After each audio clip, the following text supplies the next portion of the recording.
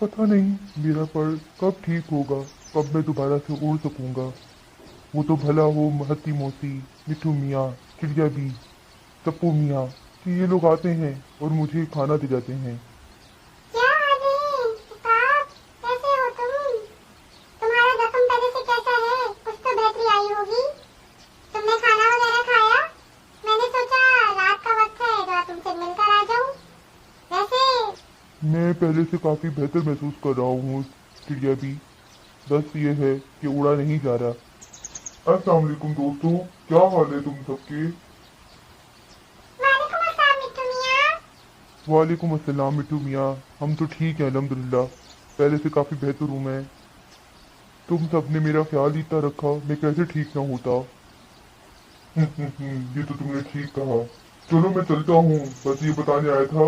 हत्ती मोसी आ रही है, चिड़िया भी जाएगी मेरे साथ। चलो चिड़िया भी। अल्लाह हाफिज उकाब। चलते चलते हुए अस्सलाम वालेकुम। वालेकुम अस्सलाम हत्ती मोसी, कैसी हो तुम? मैं तो ठीक हूँ आपको। मैं आज से तुम्हें आपको बुलाऊंगी, ठीक है उकाब? तुम अपना सुनाओ, तुम कैसे हो? खाना वाना खाया तुमने? मैंने सोचा आज रात मैं तुम्हारे पास ही रुक जाऊं। तुम्हारी जितनी तीमारदारी कर सकती हूँ करूँ। क्या तुमसे उड़ा जा रहा है? हाँ हाँ, तुम मुझे अक्कू कह सकती हो। नहीं, मैं भी उड़ नहीं सकता। मेरे पर बिल्कुल भी हिल नहीं पा रहा। एक ही जगह बैठे बैठे थक गया हूँ।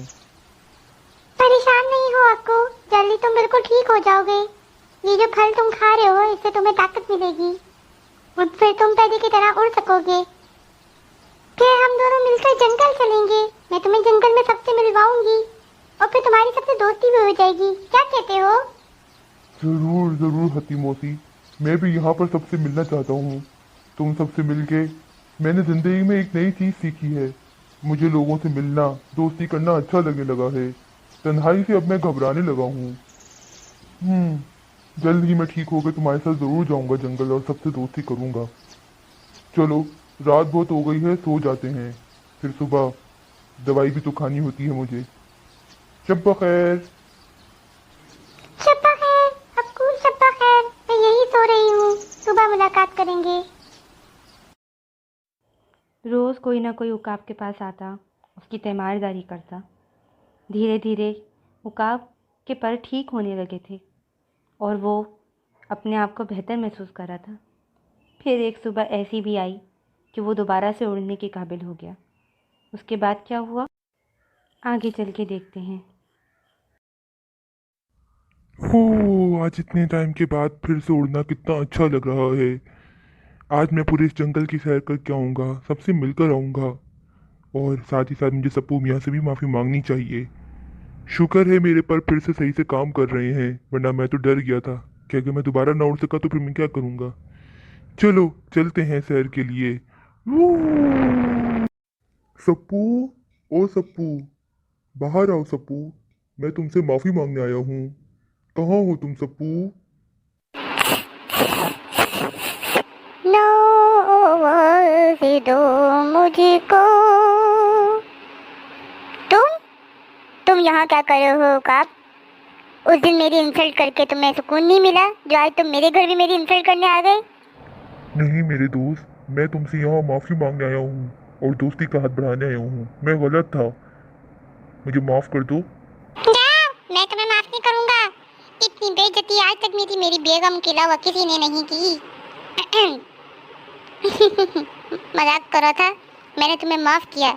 वैसे भी मुझे तो रोज आदत है अपनी बेगम के हाथों जलील होने की। तो थोड़ी सी बेइज्जती अगर हो गई तो कोई बात नहीं। अगर तुम्हें अपनी गलती का एहसास है तो हम आज से दोस्त हैं। लेकिन याद रखो, दोस्ती करने की एक शर्त है। अगर वो पूरी कर सकते हो तो मैं तुमसे दोस्ती कर लेता हूँ। मुझे तुम्हारी हर शर्त मंजूर है। मेरी शर्त ये है कि तुम्हें गाना गाना सीखना होगा।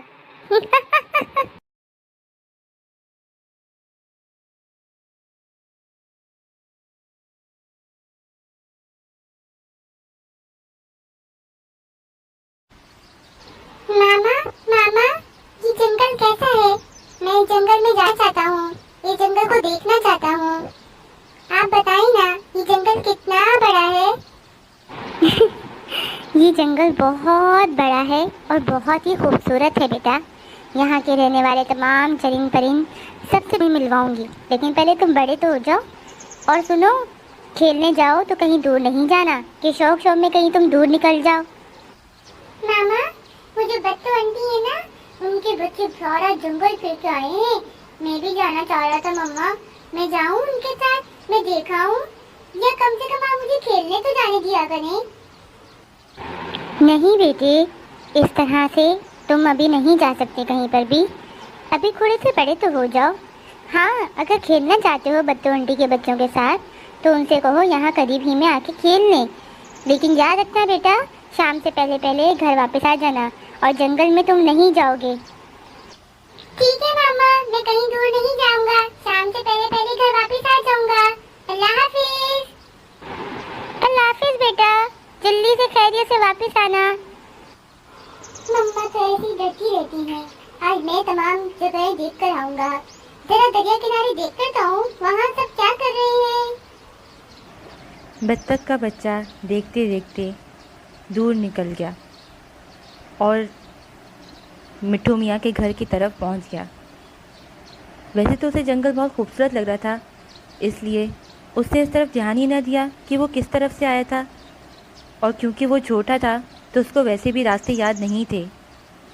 शाम होने वाली थी, अभी वो मिट्ठू मियाँ की तरफ पहुंचा था। उसके बाद क्या हुआ, आगे चल के देखते हैं। ये जगह कितनी खूबसूरत है। मम्मा ने मुझे कभी इन जगहों पे आने ही नहीं दिया। और यहाँ कितने सारे परिंदे भी फिर रहे हैं। अरे ये सामने घर किसका है, जरा जाके तो देखूं। शायद कोई यहाँ पर वो रहता हो। ये घर कितना खूबसूरत है।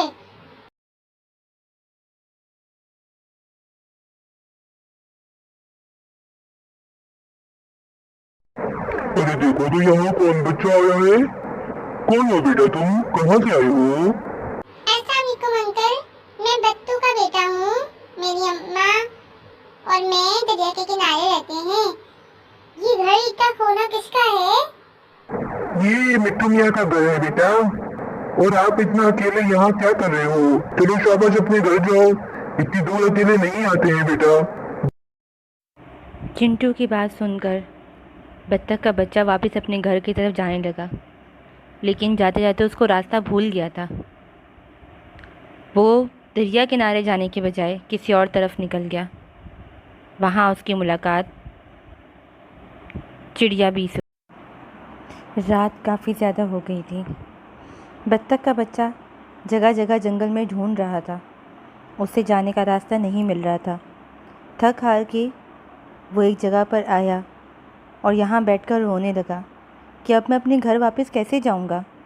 उसे ना तो अपने घर का रास्ता मिल रहा था और रात भी हो गई थी, तो जंगल में खूब सन्नाटा था। उसको सन्नाटे से डर लग रहा था। उसके बाद उसकी मदद को कौन पहुँचा, आगे चल के देखते हैं। अब मैं अपने घर कैसे जाऊंगा। मैं कैसे घर जाऊं, मुझे मम्मा याद आ रही है। अगर मुझे यहाँ किसी जानवर ने खा जाए तो फिर मैं क्या करूँगा। मेरी मम्मा को तो पता भी नहीं होगा कि मैं किधर हूँ। अरे ये इतनी रात को कौन बच्चा है जो यहाँ अंधेरे में रो रहा है। कौन हो बेटा तुम और क्यों रो रहे हो। इतनी रात को तुम बाहर क्यों निकले हो घर से। तुम्हारे मामा पापा किधर है। आंटी, मैं अपने घर का रास्ता भूल गया हूँ। मुझे नहीं पता कि मैं अपनी मामा के पास कैसे जाऊँ। क्या आप मुझे मेरी मामा के पास ले जा सकती हैं। वो दरिया के किनारे रहती है। यहाँ तो बहुत सारे दरिया के किनारे हैं। पता नहीं मेरा वाला किनारा कौन सा था। ओहो, क्या तुम अपनी मामा को बताकर निकले थे घर से बाहर। नहीं आंटी, मैंने यही तो गलत किया।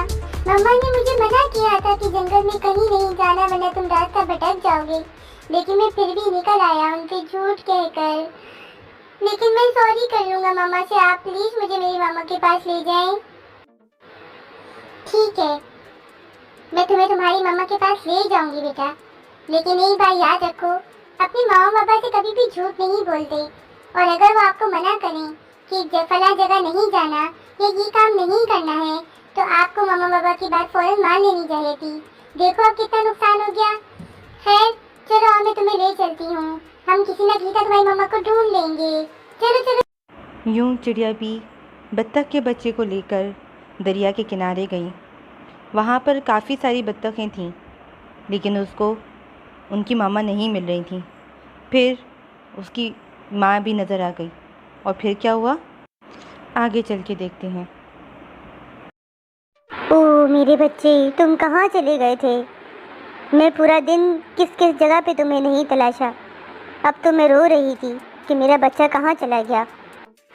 मुझे माफ कर दे मामा, आपके मना करने के बावजूद मैं जंगल की सैर को निकल गया था और रास्ता भटक गया था।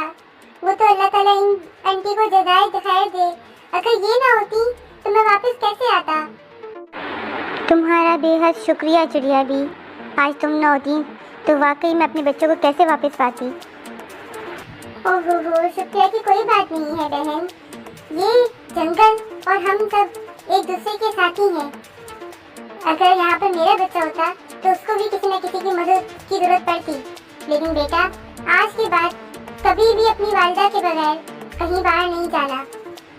तो आज का सबक ये था कि अपने माँ बाप की बात हमेशा माननी चाहिए।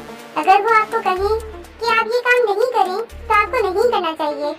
जो बच्चे अपने अम्मी अब्बू की बात नहीं मानते इसी तरह नुकसान उठाते हैं, और जरूरी नहीं कि मेरी तरह उनकी मदद के लिए भी